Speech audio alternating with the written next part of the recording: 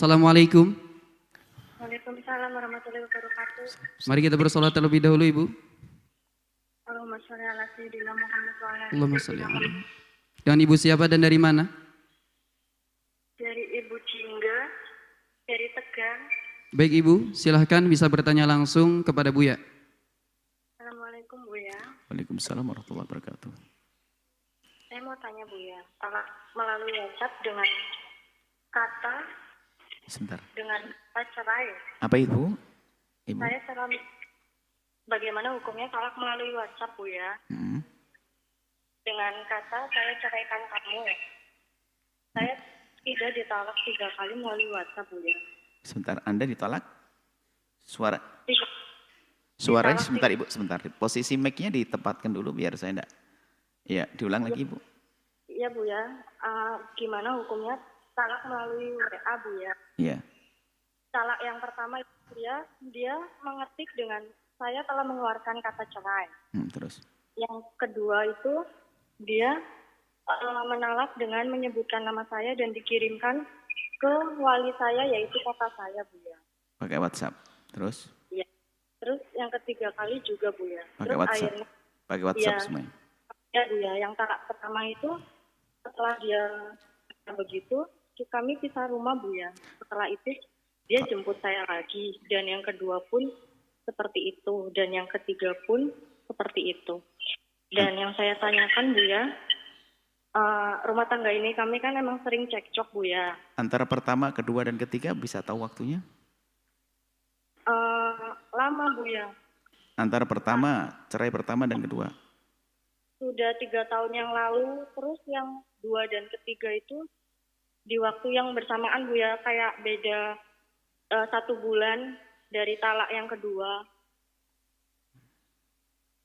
Baik.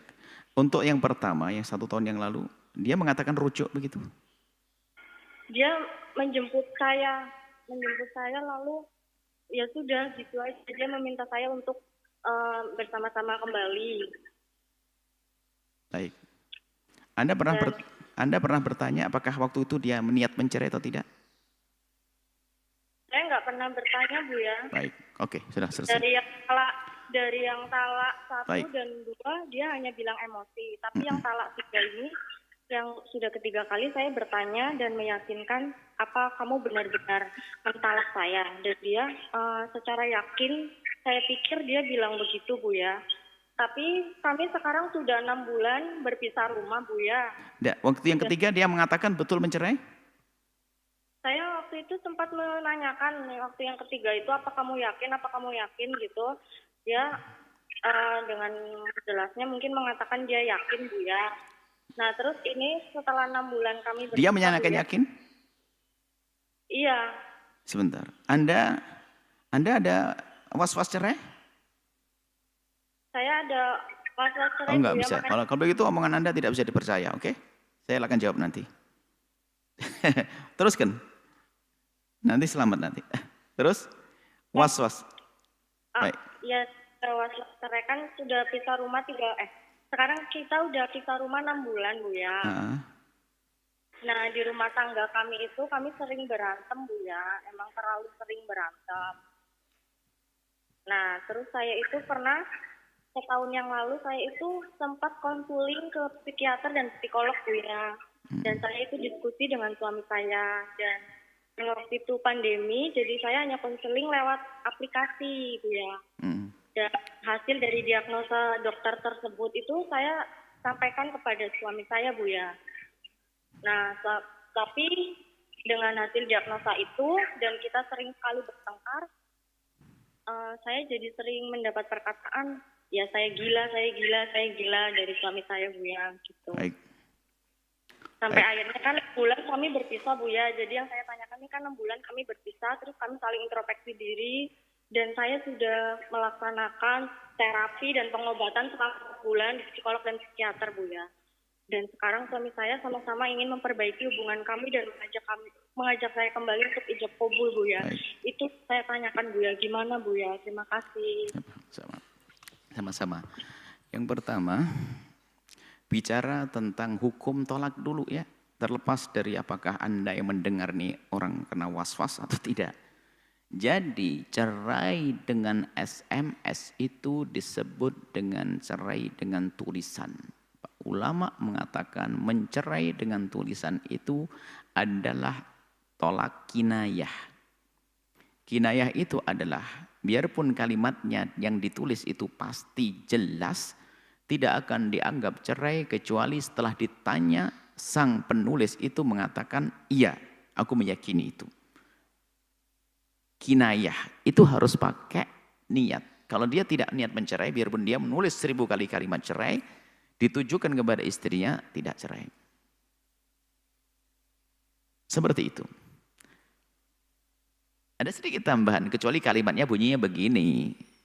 Hei istriku, kalau kau membaca SMS ini maka kamu akan tercerai. Oh dia baca, berarti cerai. Bukan karena kalimat cerainya, tapi karena membacanya. Ini sedikit saya masukkan, kadang-kadang dimasukkan oleh para ulama itu. Kita pinggirin. Oke, jadi mencerai dengan tulisan itu adalah kinayah. Kalau tidak pakai niat, nggak bisa dianggap cerai. Nah dalam hal ini, Anda tidak bisa dipercaya karena Anda punya was-was. Maka kita akan kembali kepada suami Anda. Tanyakan suami Anda. Dan jawabnya jangan dibikin diulang-ulang. Suruh merenung, lalu jawab selesai. Ya atau tidak? Niat atau tidak? Niat atau tidak?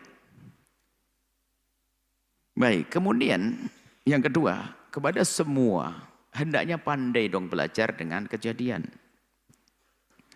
Berulang-ulangnya cerai yang diucapkan, biarpun namanya kinayah, melalui surat biarpun tidak terjadi, kalau tidak diniatkan. Cuman kalimat cerai itu kan kalimat yang paling menyakitkan. Karena kalimat cerai itu seperti pedang memisah. Artinya kalau sudah ada pasangan suami atau istri, itu kalimat cerai itu kan adanya dalam perjalanan paling pinggir. Mau kecebur jurang gitu loh istilahnya. Lah kok tiba-tiba pakai kalimat cerai?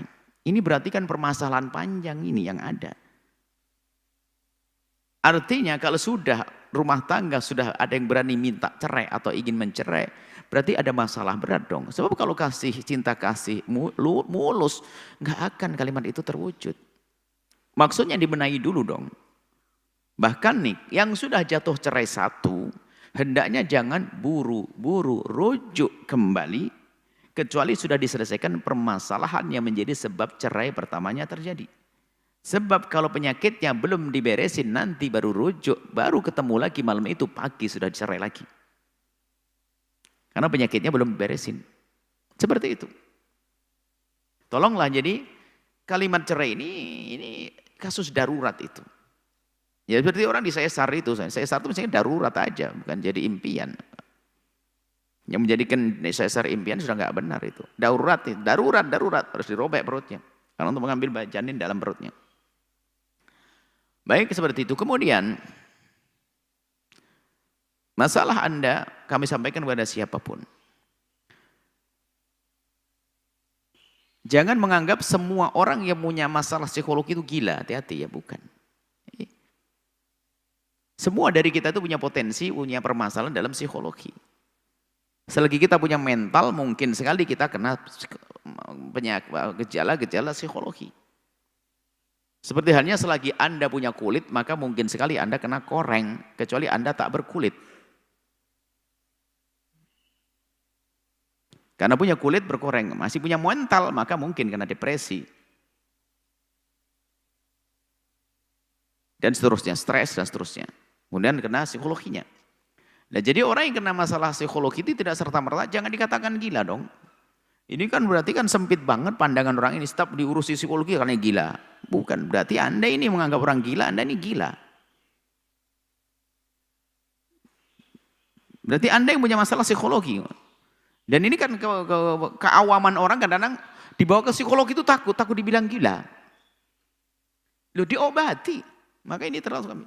Dibawa ke psikologi itu diketahui agar bisa diketahui sebab-sebabnya, kemudian dikasih solusi, jalan untuk keluar dari permasalahan tersebut agar tidak semakin sakit begitu. Jadi Anda yang punya permasalahan itu jangan ragu. Berobat kalinya. Dan bagi yang melihat orang diobati begini jangan mengatakan itu gila. Termasuk suami lihat istrinya ternyata seorang psikolog mengatakan wah dia punya masalah psikologi. Jangan mengatakan waduh istriku gila, suamiku gila, bukan begitu.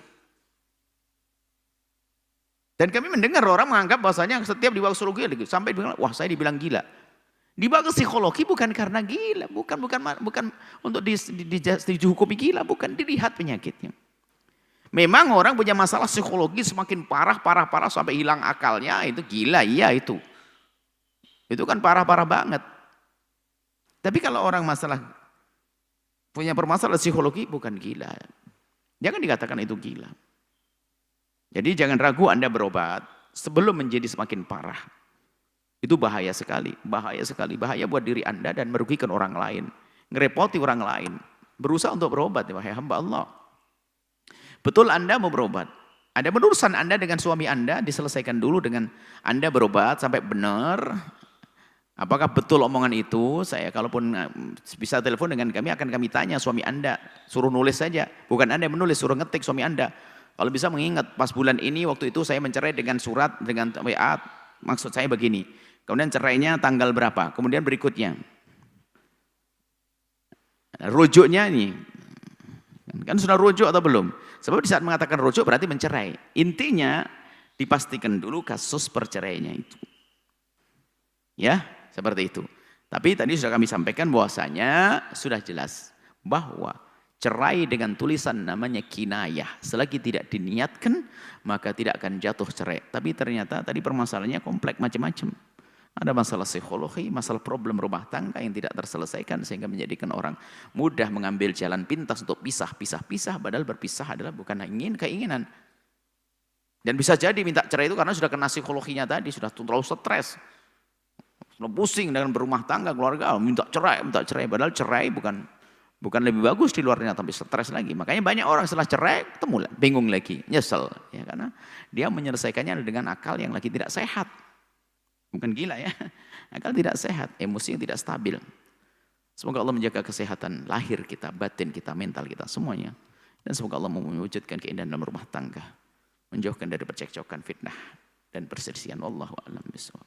Jangan lupa berselawat kepada baginda Nabi Muhammad sallallahu alaihi wa alihi wa sahbihi wasallam.